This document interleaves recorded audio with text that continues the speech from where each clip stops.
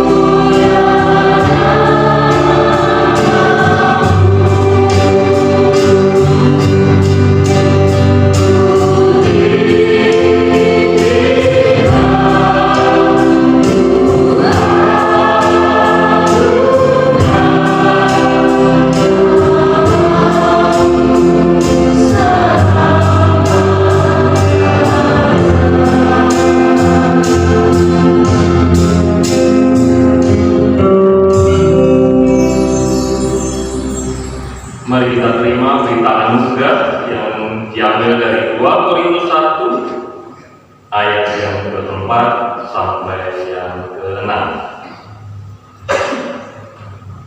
Yang menghibur kami dalam segala penderitaan kami, sehingga kami sanggup menghibur mereka yang berada dalam bermacam-macam penderitaan dengan penghiburan yang kami terima sendiri dari Allah. Sebab sama seperti kami mendapat bagian berlimpah-limpah dalam kesengsaraan Kristus, demikian pula oleh Kristus kami menerima penghiburan berlimpah-limpah. Jika kami menderita, hal itu menjadi penghiburan dan keselamatan kami. Jika kami dihibur, maka hal itu adalah untuk penghiburan kamu, sehingga kamu beroleh kekuatan untuk dengan sabar menderita kesengsaraan yang sama seperti yang kami derita juga. Demikian berita anugerah, dan marilah kita masuk ke dalam doa syafaat.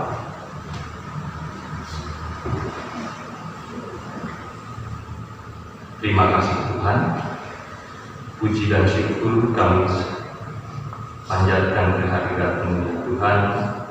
Engkau telah memberkati kami di setiap perjalanan hidup kami. Engkau masih memberi kesempatan untuk bersekutu dengan-Mu di tempat ini pada saat ini. Tuhan, kami mendoakan negara kami yang saat ini banyak mendapatkan percobaan yang daripada-Mu. Berilah kebijaksanaan terhadap pemimpin negara kami, mulai dari yang tingkat pusat hingga yang daerah, sehingga segala persoalan yang dihadapi negara kami dapat terselesaikan menurut rencana. Tuhan yang Maha Pengasih, kami juga berdoa untuk gereja kami. Kami mendoakan para pelayan Tuhan, para pendeta, majelis, komisi-komisi, WL Synod, sound system, dan semua yang terlibat dalam ibadah ini Tuhan. Hendaklah Roh Kudus-Mu tetap menyertai dan memberi kekuatan kepada mereka, agar mereka mampu ya Tuhan untuk melayani jemaat-Mu dan memuliakan kerajaan. Kami juga berdoa bagi jemaat-Mu yang saat ini dalam kondisi sakit. Tuhan yang bekerja kepada mereka melalui para medis, dokter, perawat, agar mereka mendapat kesembuhan yang daripada-Mu saja. Berkati juga keluarga yang telah menjagai mereka. Roh Kudus-Mu inilah yang ada dalam diri mereka, agar mereka tetap teguh, sabar, dan tetap berpengharapan kepada-Mu saja. Demikian juga dengan anak-anak-Mu yang Engkau titipkan pada kami, Tuhan, yang masih bersekolah, yang mencari pekerjaan, ataupun yang sudah bekerja, mencari jodoh, maupun yang belum mendapatkan jodoh, agar mereka senantiasa berjalan di jalan-Mu. Kiranya Tuhan juga mencukupkan apa yang mereka butuhkan. Kami yang hadir di rumah-Mu saat ini ya Tuhan, banyak pergumulan hidup yang kami hadapi saat ini, tetapi kami yakin dan percaya ya Bapak, Engkau pasti memberi kekuatan bagi kami.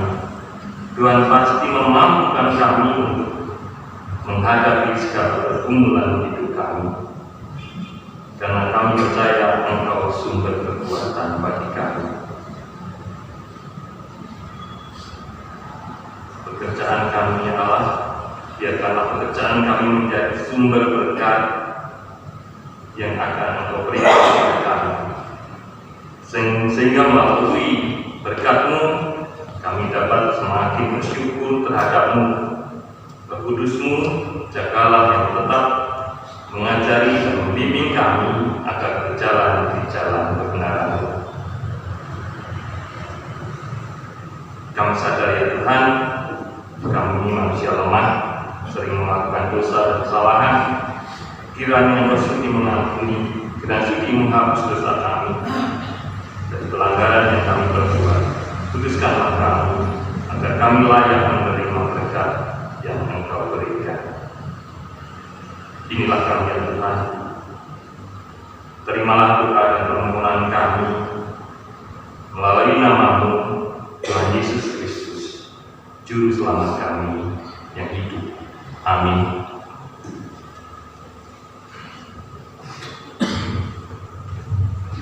Jemaat yang dikasihi Tuhan, berkat Tuhan dalam kehidupan kita tiada henti bahkan di saat kita ada dalam kesulitan.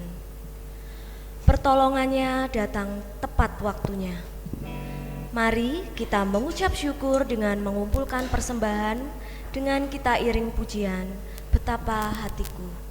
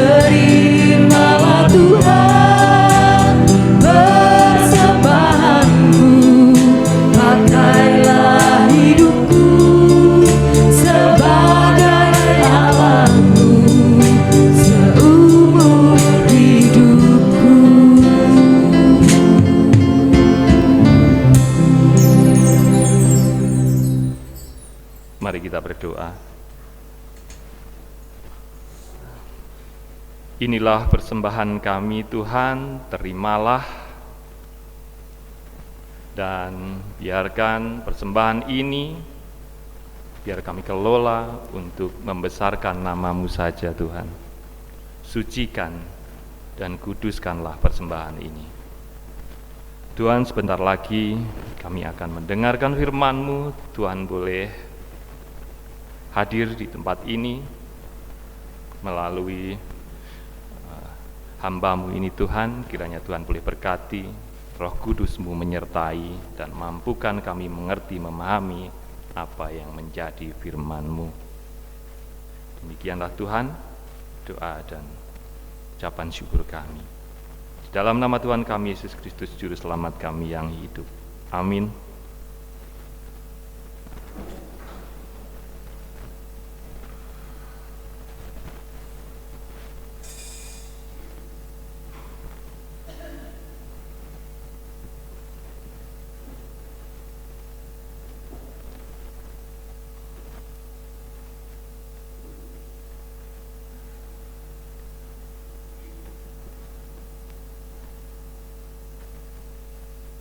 Pelayanan firman ini akan kita ambil dari Injil Lukas 16 ayat yang ke-19 sampai yang ke-31. Demikian firman Tuhan.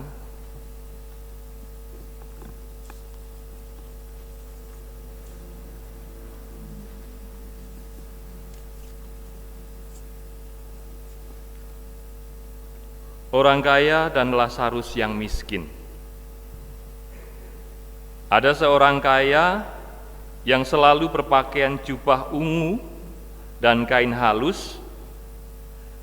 Setiap hari ia bersukaria dalam kemewahan. Dan ada seorang pengemis bernama Lazarus, badannya penuh dengan porok, berbaring di dekat pintu rumah orang kaya itu, dan ingin menghilangkan laparnya dengan apa yang jatuh dari meja orang kaya itu. Malahan anjing-anjing datang dan menjilat poroknya. Kemudian matilah orang miskin itu, lalu dibawa oleh malaikat ke pangkuan Abraham. Orang kaya itu juga mati, lalu dikubur, dan sementara ia menderita sengsara di alam maut, ia memandang ke atas, dan dari jauh dilihatnya Abraham dan Lazarus duduk di pangkuannya. Lalu ia berseru, katanya, "Bapa Abraham, kasihanilah aku, suruhlah Lazarus supaya ia mencelupkan ujung jarinya ke dalam air dan menyejukkan lidahku, sebab aku sangat kesakitan dalam nyala api ini." Tetapi Abraham berkata, "Anak, ingatlah bahwa engkau telah menerima segala yang baik sewaktu hidupmu, sedangkan Lazarus segala yang buruk. Sekarang dia mendapat penghiburan, dan engkau sangat menderita. Selain daripada itu, di antara kami dan engkau terbentang jurang yang tak terseberangi, supaya mereka yang mau pergi dari sini kepadamu ataupun mereka yang mau datang dari sini kepada kami tidak dapat menyeberang." Kata orang itu, "Kalau demikian, aku minta kepadamu, Bapa, supaya engkau menyuruh dia ke rumah ayahku, sebab masih ada 5 orang saudaraku, supaya ia memperingati mereka dengan sungguh-sungguh, agar mereka jangan masuk kelak ke dalam tempat penderitaan ini." Tetapi kata Abraham, "Ada pada mereka kesaksian Musa dan para nabi. Baiklah mereka mendengarkan kesaksian itu." Jawab orang itu, "Tidak, Bapa Abraham, tetapi jika ada seorang yang datang dari antara orang mati kepada mereka, mereka akan bertobat." Kata Abraham kepadanya, "Jika mereka tidak mendengarkan kesaksian Musa dan para nabi, mereka tidak juga akan mau meyakinkan sekalipun oleh orang yang bangkit dari antara orang mati." Demikian firman Tuhan. Berbahagialah orang yang mendengar firman, memelihara dan melakukan kehidupan sehari-hari. Amin. Bapak Ibu, dalam bacaan ini mengisahkan tentang kebahagiaan dan penderitaan. Kalau kita melihat dunia ini, sering kita mungkin merasa tidak adil. Karena ada orang yang berkelimpahan harta, orang yang bahagia, tapi juga ada orang yang menderita, miskin. Sepertinya tidak adil.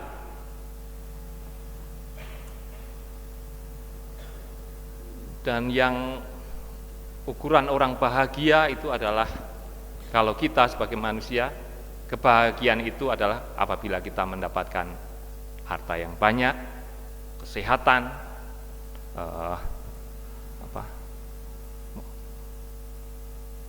kecukupan segala sesuatunya, itu boleh kita katakan itu bahagia. Tapi apa kata Tuhan Yesus? Dalam Alkitab sering kita baca atau barangkali sering kita dengar, berbahagialah orang yang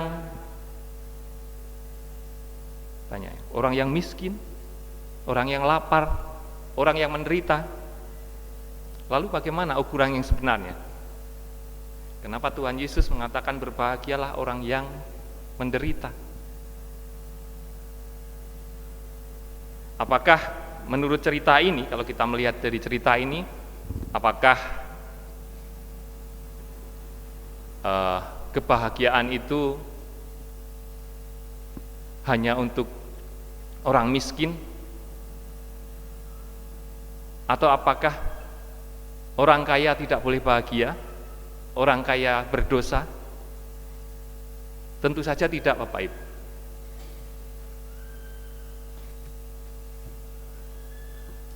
Ini tergambar dari bacaan kita. Lazarus menderita, lalu dia bahagia dan masuk surga. Sementara orang kaya, dia bahagia di bumi, lalu setelah ajalnya dia sengsara, dia menderita. Jadi ada kontras di sini, bahagia dan kesengsaraan. Bahagia selama masih hidup, ternyata dosa dan sengsara setelah ajal tiba. Lalu pertanyaan kita, apakah kalau kita kaya, kita berkelimpah harta, lalu kita berdosa, lalu kita menderita nanti saat ajal kita tiba? Apakah demikian, Bapak Ibu?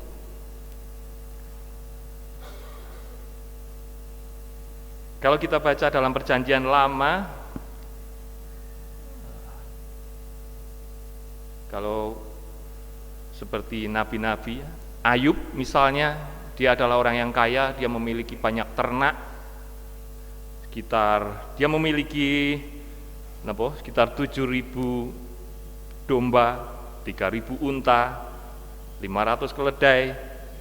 Bahkan dia juga boleh dibilang orang yang paling kaya di daerahnya. Apakah dia berdosa? Apakah dia sengsara? Kemudian Abraham juga memiliki banyak hewan, sehingga ternaknya, sehingga dia harus berbagi tempat kepada Lot agar tidak terjadi perselisihan, supaya membagi tempat, membagi daerah untuk ternak-ternaknya karena saking banyaknya. Apakah demikian? Apakah Abraham dan Ayub juga dianggap berdosa? Dalam Alkitab tidak dikatakan demikian. Tapi justru Ayub, dia orang yang dapat mengucap syukur, dan dia dikatakan orang yang saleh, jujur, taat kepada Tuhan. Sementara Abraham juga dikatakan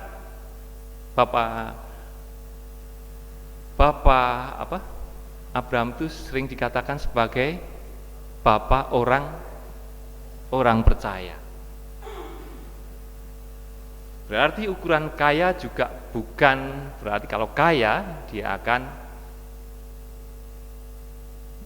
menderita, dia akan berdosa. Lalu apa sebenarnya dari cerita ini?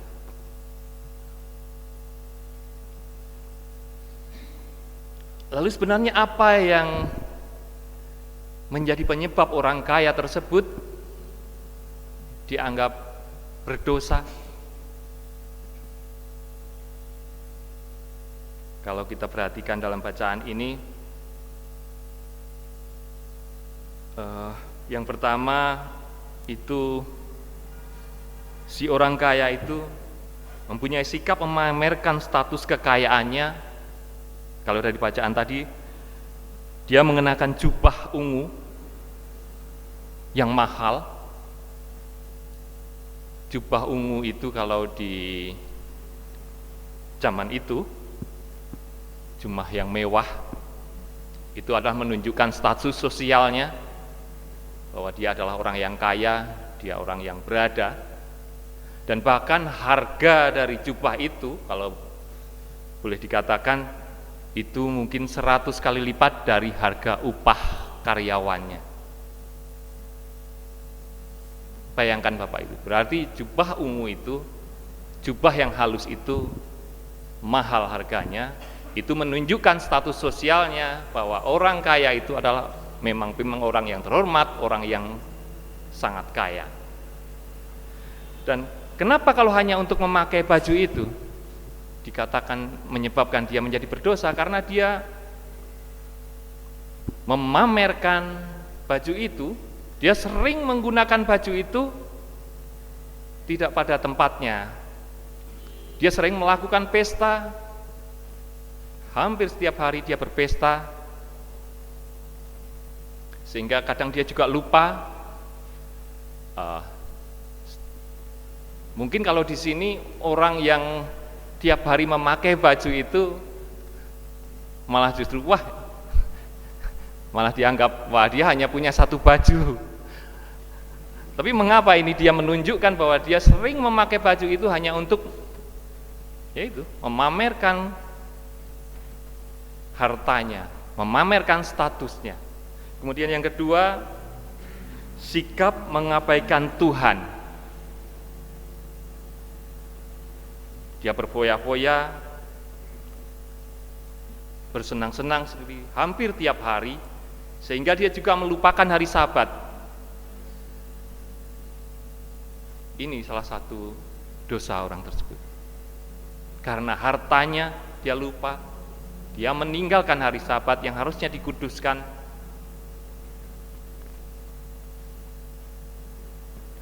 Dia lupa karena dia hanya mengagungkan hartanya. Kemudian yang ketiga, sikap tidak mau peduli dan tidak mau berbagi kepada orang lain. Dari apa yang tadi kita baca? Sikap yang tidak peduli terhadap Lazarus yang ada di pintu gerbang, Lazarus yang hanya mengharapkan remah-remah atau sisa-sisa makanan, dan dia membiarkan anjing berebut dengan anjing, sehingga anjing itu juga mendekati dia dan malah menjilati boroknya. Orang kaya itu tidak peduli. Orang kaya itu menutup mata, orang kaya itu menutup hatinya.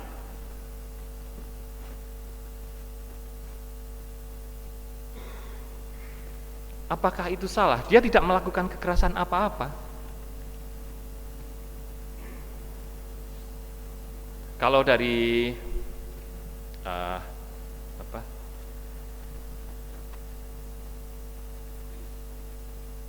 dari perbuatan dia terhadap Lazarus, sebenarnya dia tidak berbuat apa-apa. Apakah salah?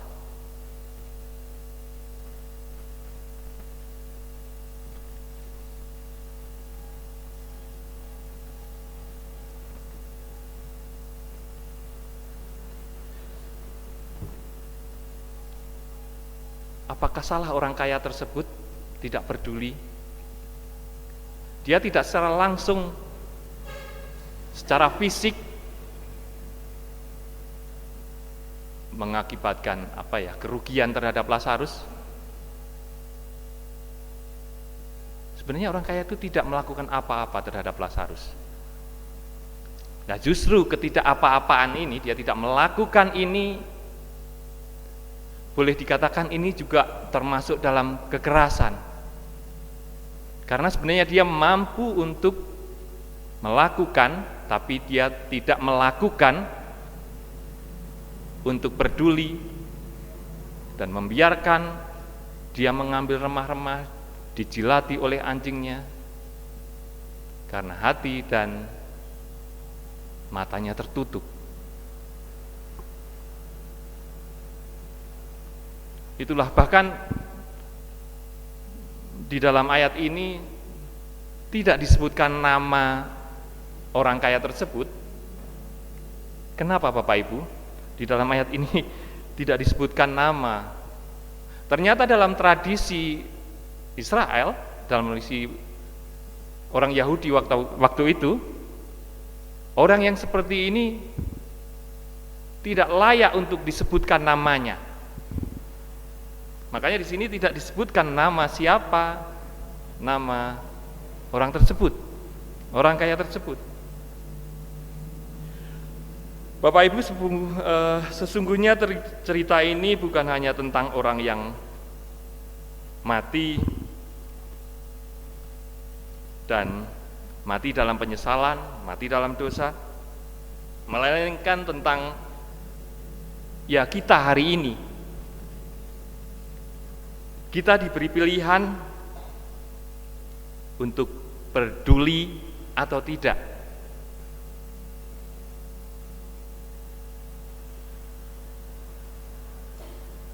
Ada yang perlu diingat, Tuhan Yesus pernah berkata, segala sesuatu yang kamu lakukan untuk salah seorang dari saudaraku yang paling hina ini, kamu telah melakukan untuk aku. Ini peringatan buat kita Bapak Ibu. Mengabaikan Lazarus sama saja mengabaikan Tuhan. Adakah Lazarus di dalam kehidupan kita yang ada di depan gerbang kita? Apakah kita mengabaikan Lazarus itu?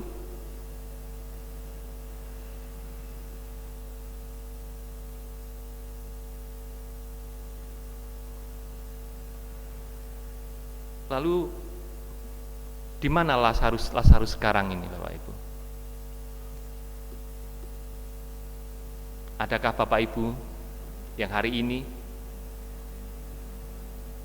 menyadari ada Lazarus di dalam kehidupan kita? Di rumah, di jalan barangkali, di dalam keluarga kita mungkin, tetangga kita yang menderita dan kita hiraukan.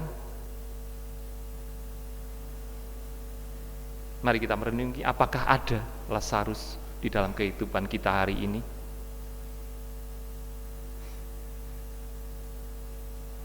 Ya, kisah ini memperingatkan kita bahwa kesempatan itu tidak datang selamanya. Kita ada batas. Kita hidup dan setelah ajal menjemput, mungkin kita terlambat karena kita tidak melihat Lazarus.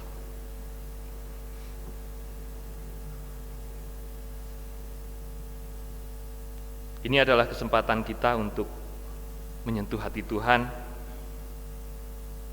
Tuhan tidak hanya peduli pada kaum yang lemah, tidak hanya peduli kepada Lazarus, tetapi Tuhan juga peduli terhadap hati kita. Supaya apa Bapak Ibu? Supaya kita jangan keras hati, Sebab jika belas kasih sudah kita abaikan, kita sudah kehilangan kesempatan untuk mendapatkan kebahagiaan.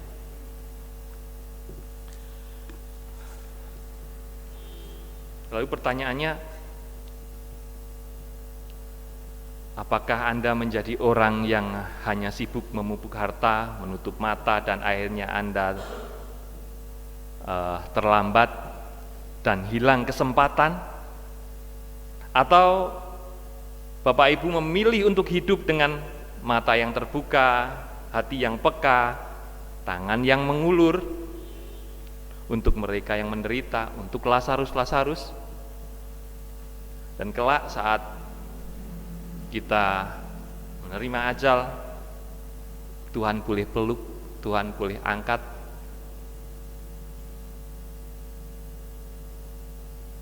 Apa yang akan kita lakukan? Dan ingat kata Tuhan, apa yang kamu lakukan bagi yang lemah, engkau telah lakukan untukku.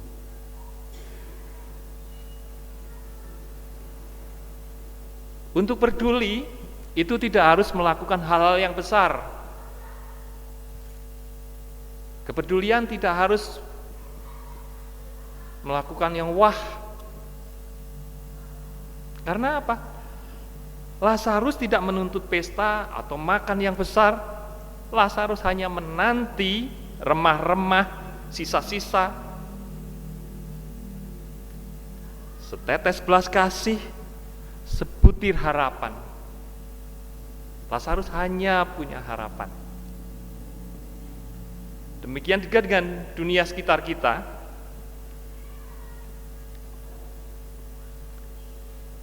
Mungkin bukan gedung yang diinginkan, bukan gedung yang megah, dana yang miliaran, melainkan perhatian sederhana. Perhatian sederhana.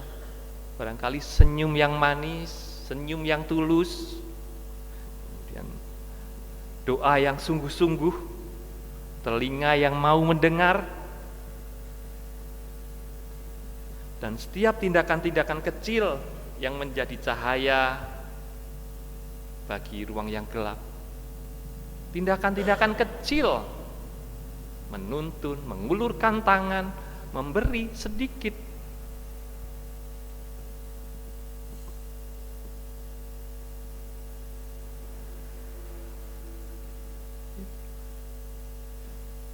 Atau kita sendiri mungkin juga pernah seperti Lazarus, terluka, sakit, dilupakan, diremehkan.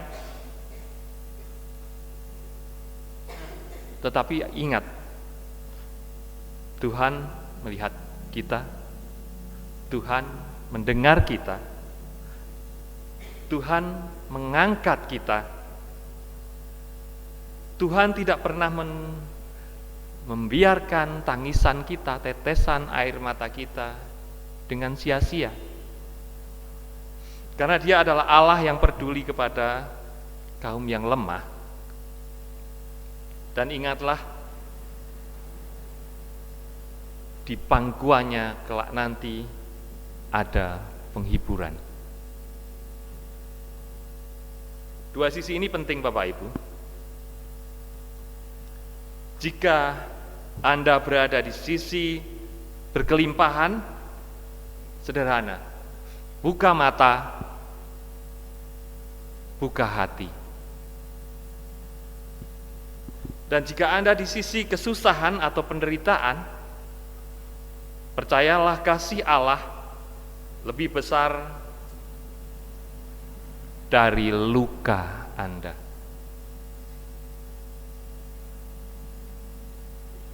Percayalah. Maka Bapak Ibu, lepaskanlah diri dari belenggu ketidakpedulian. Jadilah tangan Tuhan di dunia yang penuh luka ini, karena Tuhan peduli pada kaum yang lemah. Dan jelas Tuhan memanggil Anda untuk menjadi saluran kasih-Nya sekarang. Karena Lazarus ada di depan gerbang kita. Jangan tunggu besok, jangan tunggu kalau saya sudah nyaman, jangan tunggu kesempatan lain, karena Lazarus ada di gerbang kita hari ini. Bukan hanya sekedar sepotong roti, bukan hanya sekedar senyuman, bukan hanya sekedar uluran tangan, tetapi itu adalah bukti kasih Allah yang nyata melalui Bapak, Ibu, dan Saudara. Amin.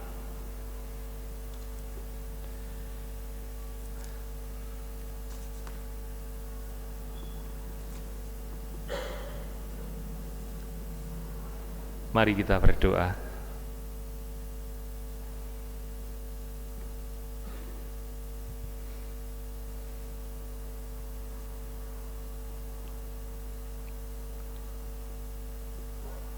Terima kasih Tuhan, Tuhan boleh ajarkan kami untuk membuka hati, membuka mata, untuk peduli kepada Lazarus yang ada di sekitar kami. Tuhan, berkati kami, mampukan kami melihat Lazarus yang ada di sekitar kami, dan pakailah kami untuk menjadi tangan-Mu.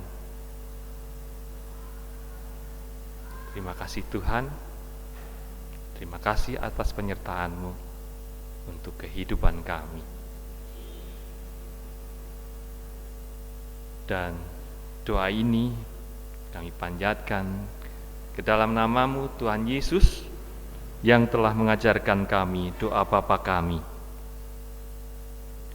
Bapa kami yang di surga, dikuduskanlah nama-Mu, datanglah kerajaan-Mu, jadilah kehendak-Mu di bumi seperti di surga. Berikanlah kami pada hari ini makanan kami yang secukupnya, dan ampunilah kami akan kesalahan kami, seperti kami juga mengampuni orang yang bersalah kepada kami.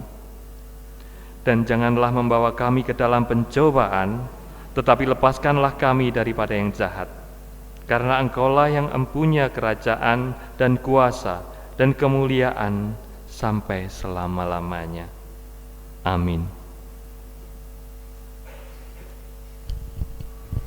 Jemaat Tuhan, firman Tuhan mengajak kita untuk hidup sesuai kehendak Tuhan, di mana harta yang terutama adalah harta surgawi dan bukan harta duniawi. Mari kita sanggupi firman-Nya dengan memuliakan Tuhan dengan pujian hati sebagai hamba, dengan mengumpulkan persembahan diakonia.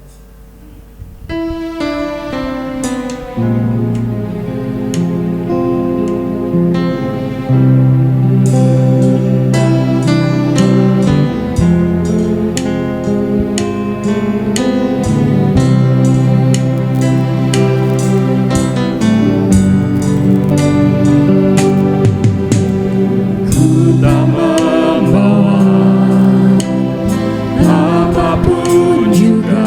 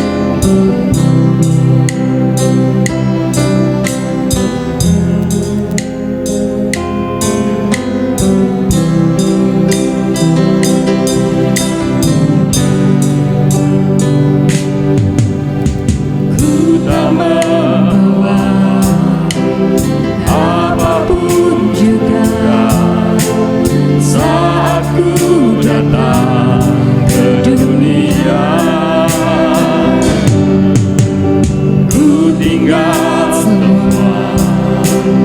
Pada akhirnya saat ku kembali ke surga,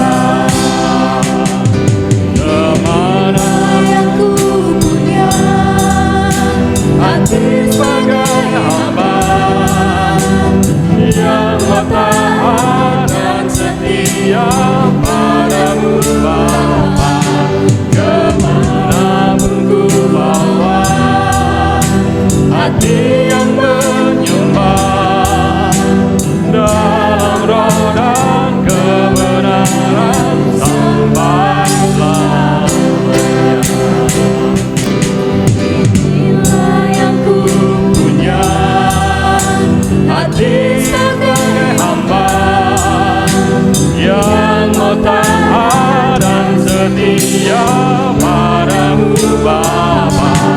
Kemanapun ku bawa hati yang menyembah dalam roh dan kebenaran sampai selamanya.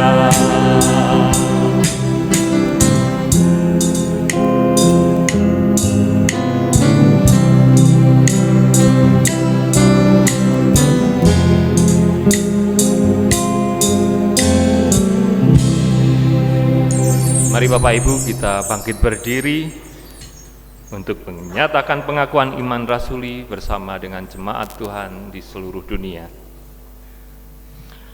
Aku percaya kepada Allah Bapa yang Maha Kuasa, Khalik langit dan bumi, dan kepada Yesus Kristus anaknya yang tunggal Tuhan kita, yang dikandung daripada Roh Kudus, lahir dari anak darah Maria, yang menderita sengsara di bawah pemerintahan Pontius Pilatus, disalibkan, mati dan dikuburkan turun ke dalam kerajaan maut. Pada hari yang ketiga bangkit pula dari antara orang mati, naik ke surga, duduk di sebelah kanan Allah Bapa yang Maha Kuasa. Dan dari sana Ia datang untuk menghakimi orang yang hidup dan yang mati. Aku percaya kepada Roh Kudus, gereja yang kudus dan am, persekutuan orang kudus, pengampunan dosa, kebangkitan orang mati dan hidup yang kekal. Amin. Terimalah berkat. Jadilah saksi Tuhan dan arahkan hati saudara kepada Tuhan untuk menerima berkat-Nya. Tuhan memberkati dan melindungi kita. Tuhan menyinari kita dengan wajah-Nya dan memberi kita kasih karunia. Tuhan menghadapkan wajah-Nya kepada kita dan memberi kita damai sejahtera. Amin. Pujian penutup, tiap langkahku.